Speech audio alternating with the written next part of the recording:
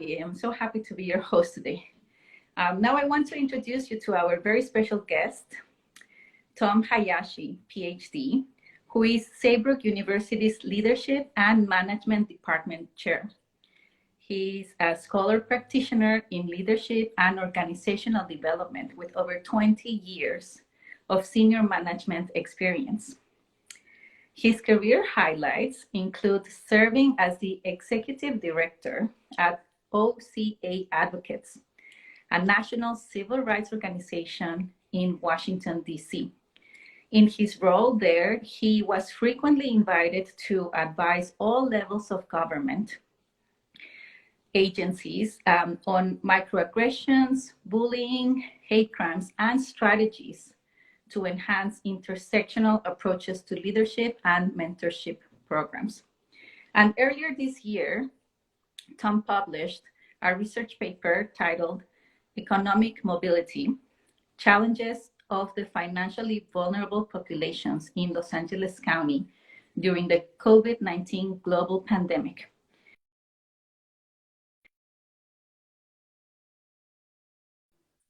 New Economics for Women. We are so fortunate to have you join us, Tom. Thank you so much for being here. Well, thank you so much for a wonderful introduction, Fabiola. It's a pleasure to be with you. Absolutely. Well, I'm going to ask you a question and then probably do a quick stop. I need some technical assistance here. But let's start with definitions. So we're going to talk about living wage, but can you help us define what is living wage? Sure, be happy to.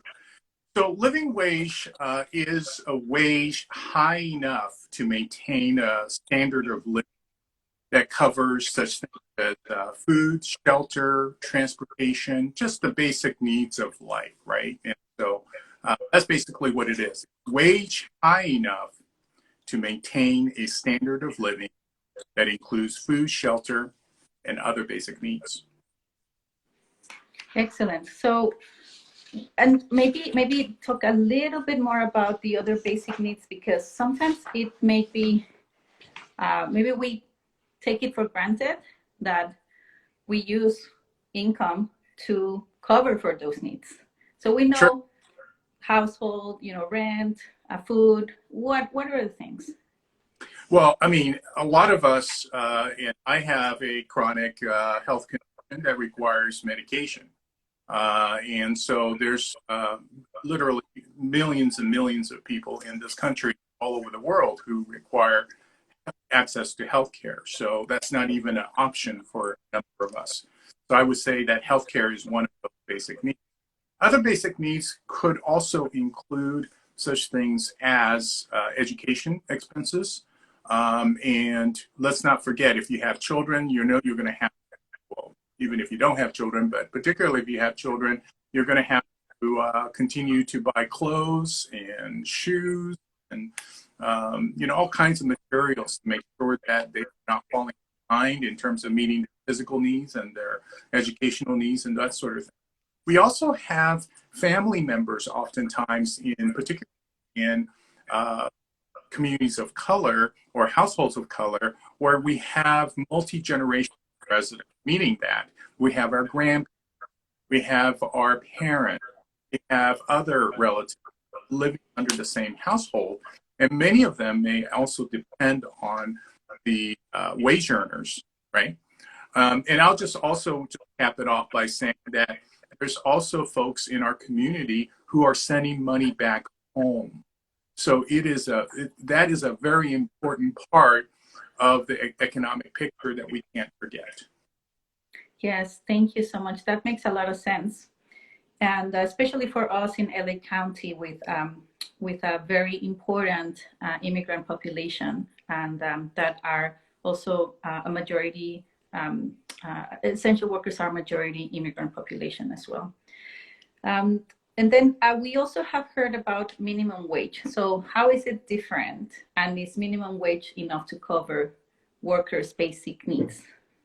So minimum wage is a very interesting topic, in that the bottom line to answer your question is no, minimum wage is far from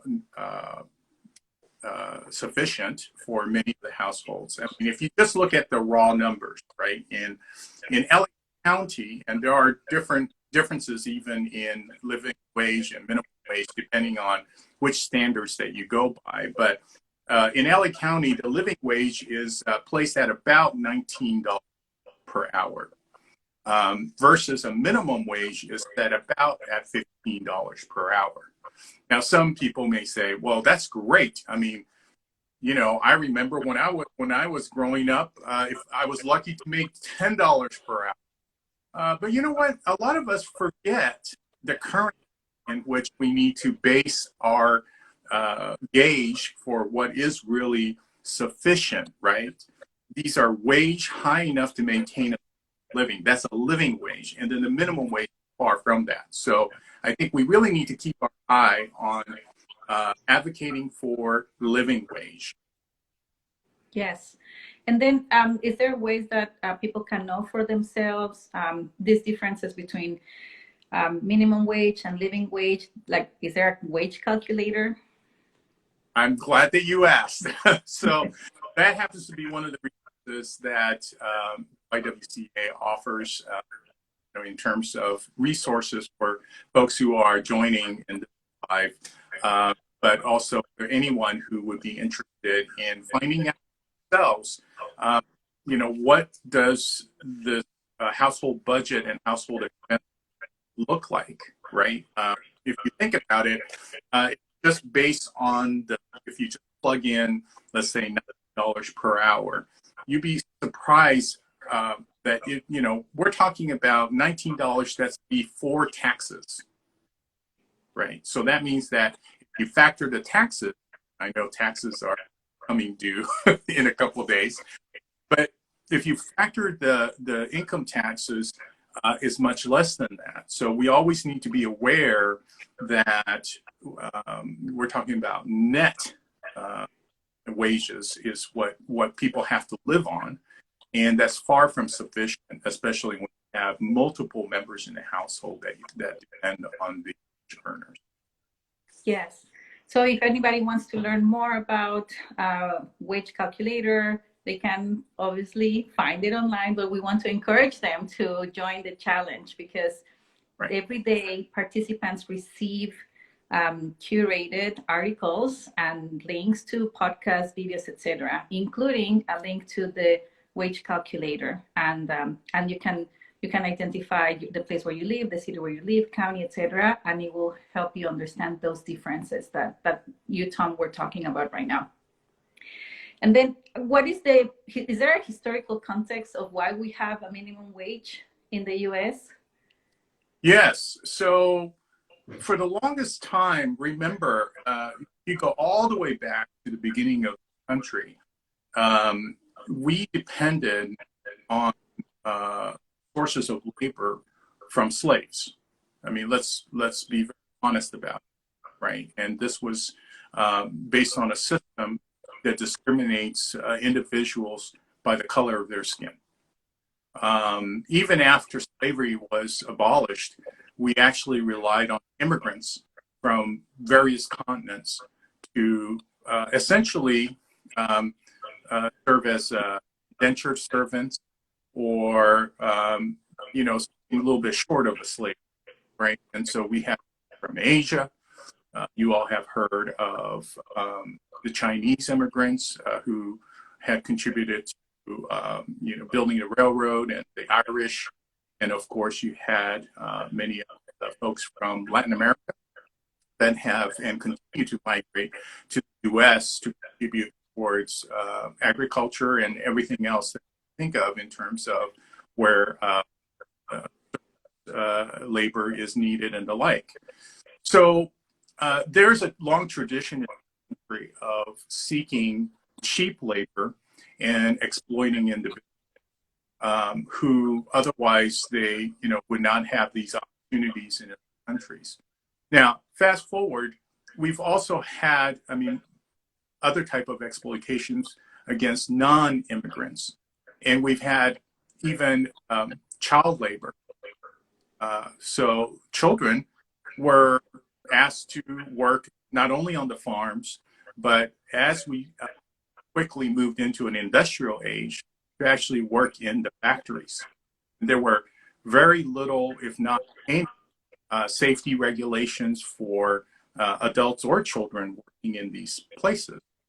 We also didn't have such regulations that indicated that there'd be a work week or work hours.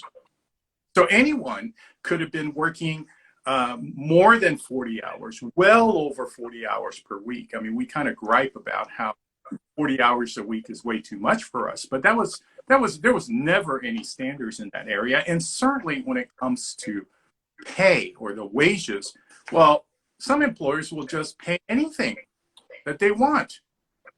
And there was no protection under regulation, any of those kind of things. So, you know, over time, people learn to organize, and particularly with labor unions like American Federation Labor have really banded together and started to really advocate for federal regulation, federal law that would address all of those things: child labor, hours of work, and wages. And so there was a pretty monumental piece of legislation that was passed called the Fair Labor Standards Act of 1938 that established, among other things, the minimum wage. At that time, laughably, was 25 cents per hour. I mean, 25. And so, I mean, you know, but the thing is, for that time, it was a decent start to a much longer period where we had to fight for more protection and to ensure that we ought to establish a minimum wage, but now we're talking more realistically about a living wage. Well, it sounds like we have been on this for a while, trying to get to a place where there will be a wage that covers workers' basic needs. And so when we spoke last time, you mentioned that the most recent figure places federal minimum wage at $16.44 per hour, correct? Okay. Right. So we already know that that's not enough. So what can impacted families and everybody, including those who receive a higher wage or even a much higher wage, can we advocate for? Well, I always say that if you're not at the table where decision making is done, then it's very possible that you could be on the menu. So everyone, it's incumbent on everyone who have the ability to advocate for higher wages to do so. And one of the ways that you can do that, of course, is by joining organizations that are advocating for the wages. I mean, of course, you have labor organizations, but you also have other organizations that you could be a part of. And it starts with really educating yourself to things like, well, how much does $19 per hour or $16 per hour or $15 per hour will really get you at the end of the day for many of these households? And then, of course, you could be involved, as a voter, and to be informed of candidates who will support some of these policies that will address fairness, equity, and justice. And so we're not here to advocate any particular candidate, but just to say that civic engagement or being really involved in that way is a very important thing. Yes, and that's a very interesting point. So we're talking here today about the Stand Against Racism Challenge, brought to you by YWCA Glendale and Pasadena. So you can join, follow our link or click on our website. So you mentioned civic engagement and getting involved. So how young do we start talking about needs and wants with children? Well, I don't know. Some of my friends who are pretty progressive say you ought to start whispering right into the womb. You know, and that's so as soon as you see the baby bump, essentially, right? But I think there is something to be said about as early as possible, because part of this is about building strong culture.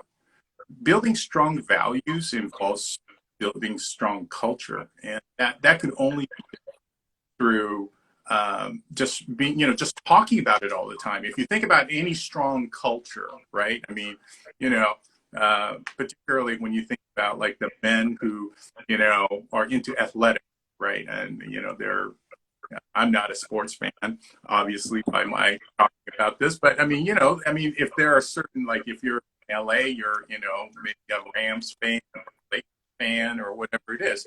Well, how does that happen? It doesn't happen just overnight. I mean, you're socialized to it, right? I mean, your dad probably was, or family members were probably fans of these teams.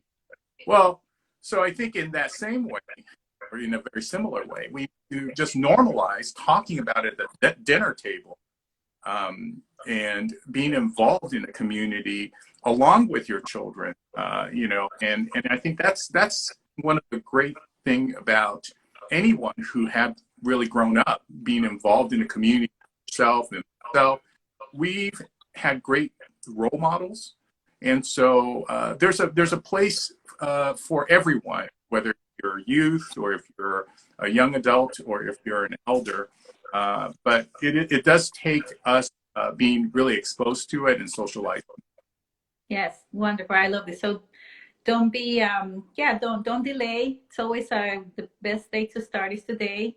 And if you want to have more information on how to, you know, like how this is impacting your family, first learn, increase your awareness, and then talk about it in ways that children can understand. And then youth have to be involved, right? Because they will be joining the workforce very soon, or some of them are already in there. So just learning what are they receiving, and what are the possibilities for them. That's a great thing to say. So who is most impacted by a lack of living wage policies? And also, you mentioned before, you know, that in the past, and is still going in right now, that different populations receive different treatment because of the color of their skin. So one, who is most impacted by a lack of living wage, and is there a connection to structural racism? Oh, absolutely, no doubt about it. So, you know, who are really impacted most in the community are Black and brown and women, particularly women of color, and I would say the youth and the elderly. You know, so those are some broad strokes, but those are really the folks that we need to really empower and also support through these reforms that we need to see with the living wage and the like. So what makes this really structural is that when you think about regulations, for instance, that's something that is, you know, what businesses have to follow, right? So if you think about anything that is really created through regulation that businesses have to follow, would be something we need to make sure that, I mean, that would be part of a structural part of it.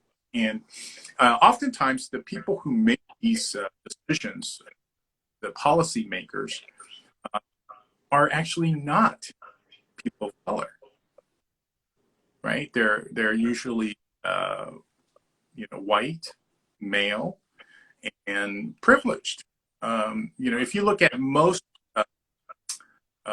elected officials, they do not come from poverty, right? These are very privileged people, yet they are making rules that everybody has to abide by. And in fact, I would even argue to say that many of them, I would say on both sides of the aisle, are making policies that sometimes could enrich not themselves personally, but at least people like them.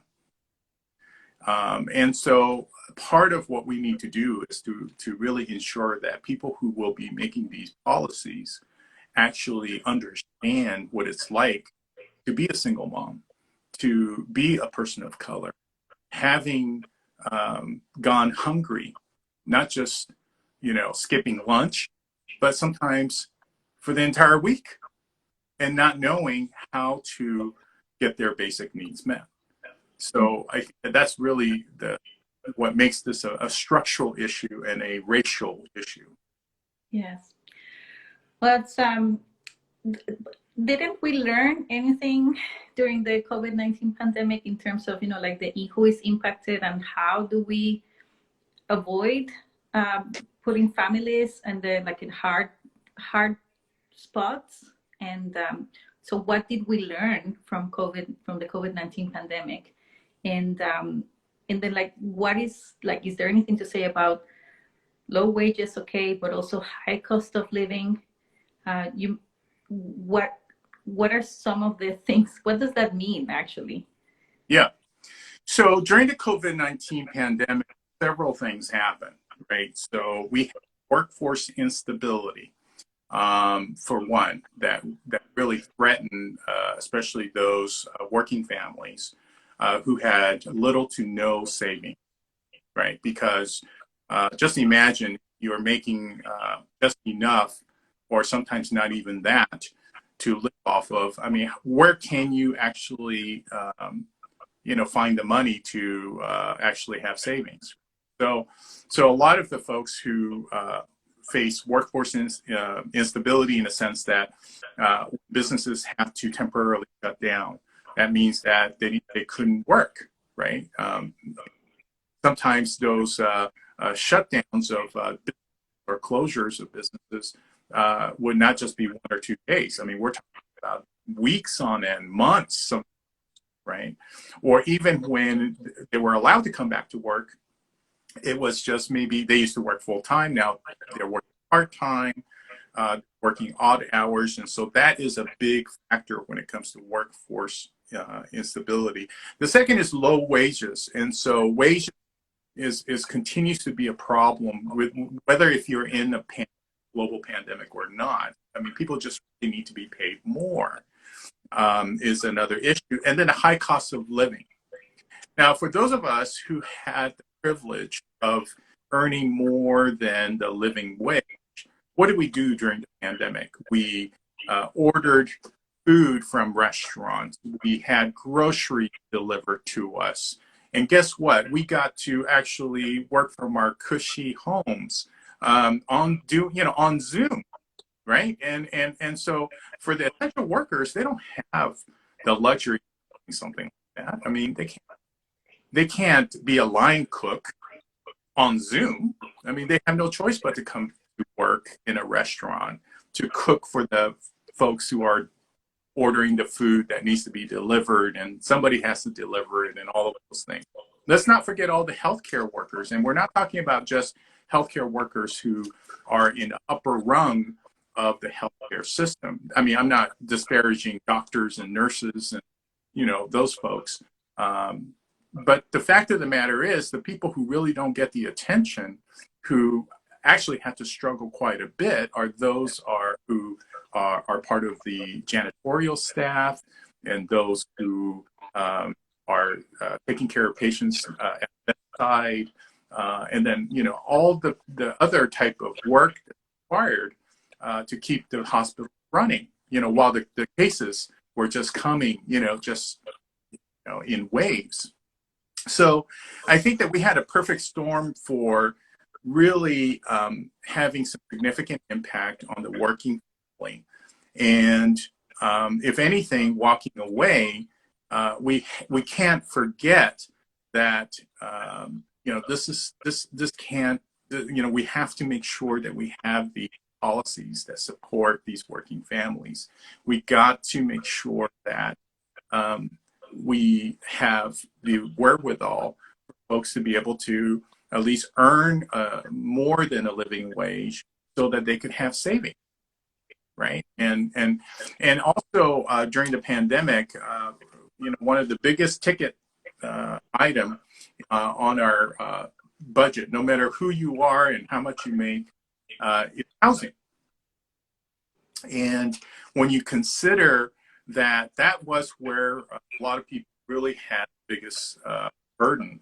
And thankfully, had some rental reliefs and certain subsidies and that sort of thing. But as you and I know, and we've also experienced that, even with the federal government stepping in with some rental reliefs and that sort of thing, it took a long time for the funds to be available. Some people qualified, some people didn't.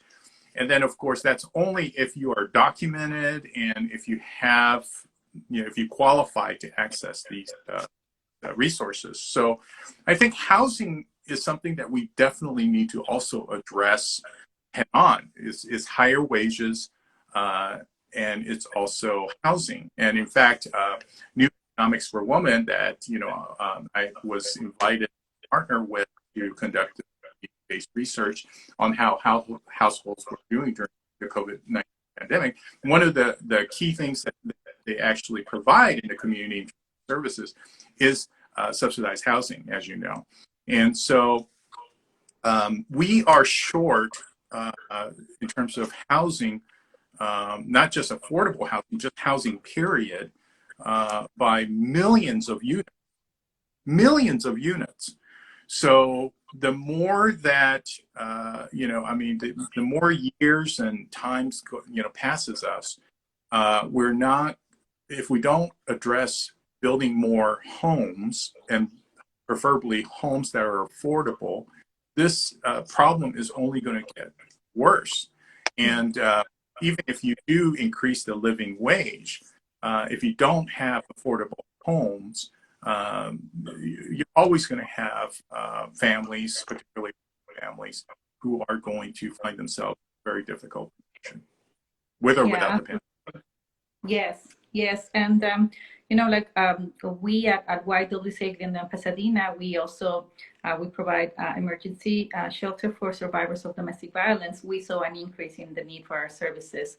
And yes, we saw the benefit from having those emergency assistance programs. So our clients don't continuously need to be faced whether they need to choose between buying food or paying for rent. Right. And then, so let's jump into the common misunderstandings about facilitating a living wage. And let me just say something before we go into that. So one of the articles in the challenge is telling us that there is a misperception that living wage is something that youth receives, or something that young adults receive. And then once you turn a certain age, then you don't really receive a minimum wage. But it was, in fact, like the average age for workers receiving minimum wage is 35 years old. So are there any misconceptions, misunderstandings about facilitating a living wage? Well, yes, because I think that there's already confusion between what is a living wage versus a minimum wage. Some people think they're the same because they, are not paying attention. And I think what's also a misnomer is, what are businesses really mandated to do, right? So, for instance, some of the smaller businesses, which actually makes up the majority in this country, may be exempt from some of the living wage rates, depending on how many employees that they have or other type of regulation. And so, a lot of people just focus on the corporations, for instance. And in fact, we have to make sure that, I'm very sympathetic to a lot of the smaller businesses, but the fact of the matter is, they just really do need to also make sure that their employees are taken care of. So those are some of the confusion behind the minimum versus living wage. But at the end of the day, I think we just really need to make sure that we understand what are the needs of families and households, and to make sure that we are meeting their needs by paying them enough to maintain a standard of living, right? Address food, shelter, education, healthcare, and the like. Yes. And do you know of any groups or people supporting efforts to have a living wage? What are some of the and what do we learn from this type of organizing? Well, I think organizations like the YWCA, not only locally, in Glendale, Pasadena, but as a national organization, I think you've all done a great job in not only providing direct services to clients, but really helping clients to be informed about these issues and to facilitate ways that they could be involved in the community and advocacy and the like. And so I think that's really a great resource. There's other organizations and even like the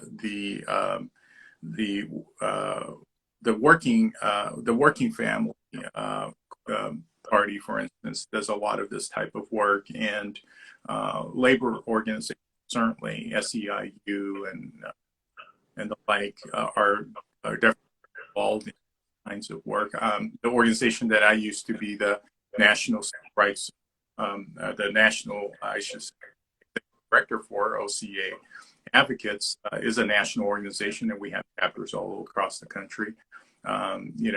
NAACP, our counterpart, and Barata and other organizations representing other communities. And so I think that there's plenty of places to turn to. It's that we need to really kind of do our homework and to really reach out to organizations like the YWCA to see what organizations that they're part of. Yes, thank you so much for the shout out. And yes, anybody can visit our website, learn ways that they can get involved, and continue reading the articles, the daily articles that the challenge is bringing you. And then, are there other examples besides workers who are fighting for living wage? Are there other examples of other groups of workers that have also advocated, and what are the benefits that they get, and who benefits from this type of work? Sure. So some people might think that organizing and being part of labor movements and labor organizations is just for those folks who make minimum wage or people who are fighting for a living wage. But, some of the biggest unions that are very effective are, right? And so, it's sort of natural almost for some professions to be involved, and other type of professions where they organize that we pay attention to as much are things like commercial airline pilots. They're very effective in that regard. Healthcare workers, nurses, doctors, they actually all organize and get their needs met. So when I mention these things, I want to make sure that everyone's aware that you don't have to be doctor, nurses, airline pilots, or teachers in order to be a part of the labor movement and getting your needs met. Because people should really realize how much power they really have. Just imagine if everyone decides to not show up to work, who are working in restaurants for just even one day. That's a huge contribution that people are making. But I think that sometimes we just don't come to that consciousness, and it's not for anyone's fault, just that it's not in our culture. It's not, all of those things. And I would agree that not to just not show up to work because you're risking your job, but if you have enough people actually organize, it's hard to fire like millions of people who we depend on as hospitality workers or in the food industry and those kinds of things. So I think that there's a lot more power that we wield than we really realize. Yes. So it sounds like the conversation around living wage, it's not only about living wage, right? Mm-hmm. It is about, we talk housing, education, and sounds more like it is a conversation that it should be a process. So we know another process that happens in our country every 10 years, census, and that gives us a lot of data about, what we want to know about census. So could we think of the living wage conversation more as a process? Right. And this process that you bring up, Fabiola, I think is a really good way for us to think about some action plans that we could follow up on. The census is incredibly important. And in fact, there are those who are afraid that those of us in the community of color would start to advocate more strongly for our needs, try to suppress two things. One is voting, make it much harder and harder to vote. And then the second area is participating in the census, because that determines the political boundaries for the districts and the official that's going to represent you. It determines things like how much resources that will be allocated to the communities for various federal programs, and where they could actually, introduce clinics and various critical places where we seek services.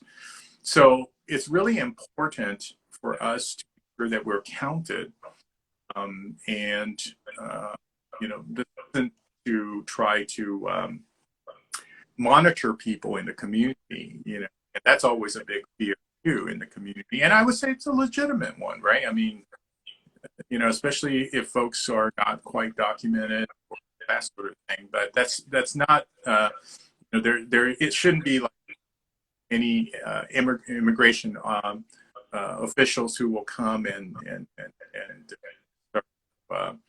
enforce some laws. I mean, those are two separate things in terms of the census, actually, the enforcement part.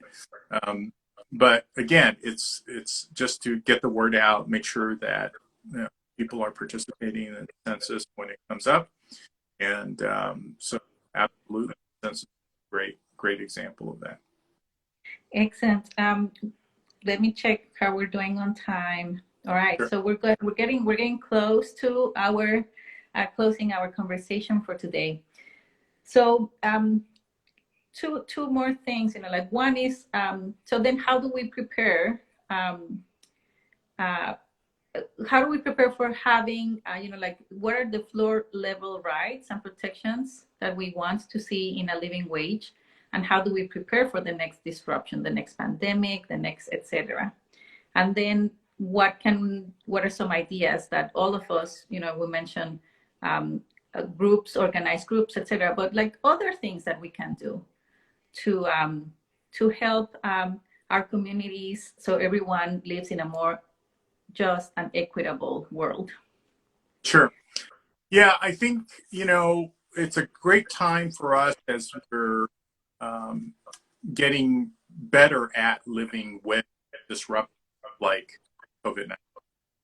And, there's already talks about, maybe living in a pandemic is going to be a little bit more of a normal kind of a situation at maybe crisis all the time. But, who knows? I mean, there's already talks about maybe we're going to have a next shelter in place for a little while. What do we do then? And that thing. So this is a great time while we're kind of finding cases coming, that sort of thing. So one of the things that we should really be looking at are things that we can actually have control over in our immediate circle. So sometimes it doesn't really require a lot of money for us to be able to be support to each other. I think the greatest strength that we have in our community is not from the government necessarily or from other sources. So, when you talk about things like mutual aid type of program projects that are out in the community, making sure that you are not just living in isolation, you actually know your neighbor, who's on your block, who's in your apartment complex. Those could go a long ways. I mean, they're in your apartment complex alone or on your block, you may have folks who are the elderly, and they don't have a lot of people around who can help them out. You may have also neighbors who also have children. Maybe you do. So maybe swapping some babysitting time with each other, right? Those are the kind of things that doesn't cost any money whatsoever, but is so critical. And just being really prepared in terms of, if you have any wherewithal to have some savings set aside, that's going to go a long ways in terms of that. And so just, new economics for women, for instance, and I'm sure YWCA too, are organizations that actually do a lot of financial literacy and financial training. And so I would say sign up for these workshops, and they'll teach you how to, carve out some savings so that could really help weather the storm. There are also other resources in the community. I mean, we talked about groceries, I think, as being one of the biggest ticket items besides housing.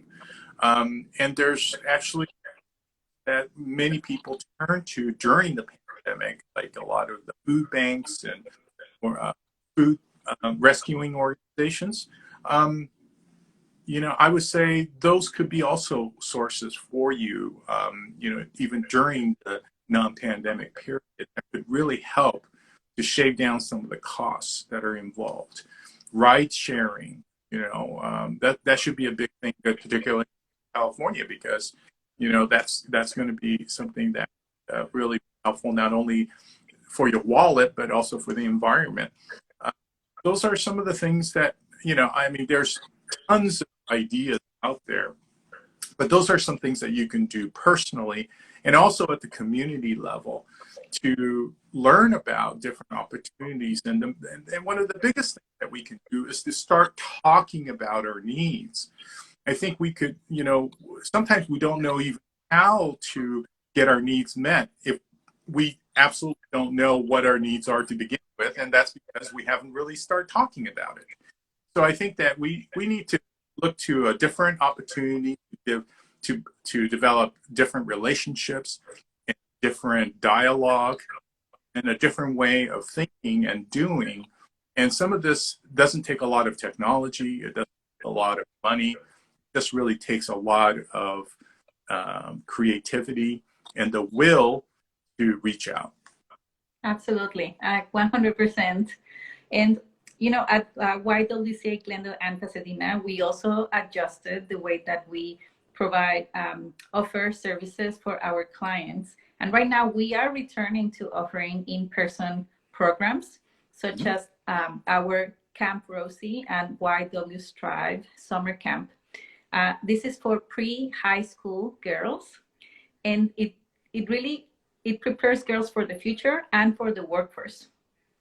So we're thinking forward through building leadership, tools for success, financial literacy, and digital skills in activities that all together value identity and diversity. There's also we do offer STEAM workshops as well, and it's great fun, great learnings.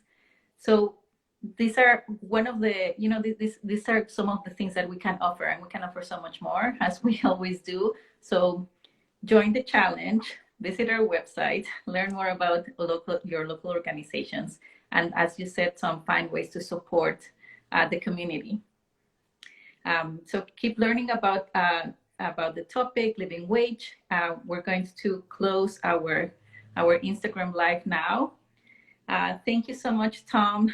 Are there any last words that you would like to say? I say, take some risks, get your butts off of the couch, and make a connection and take risks and be greedy for justice. Wonderful. Thank you so much, Tom. Thank you, everybody, joining us. Visit our website, click on our bio, join the challenge, continue engaging with the articles, and see you next week. We will have more things to do together, and have a wonderful day. Thank you for joining. Thank you.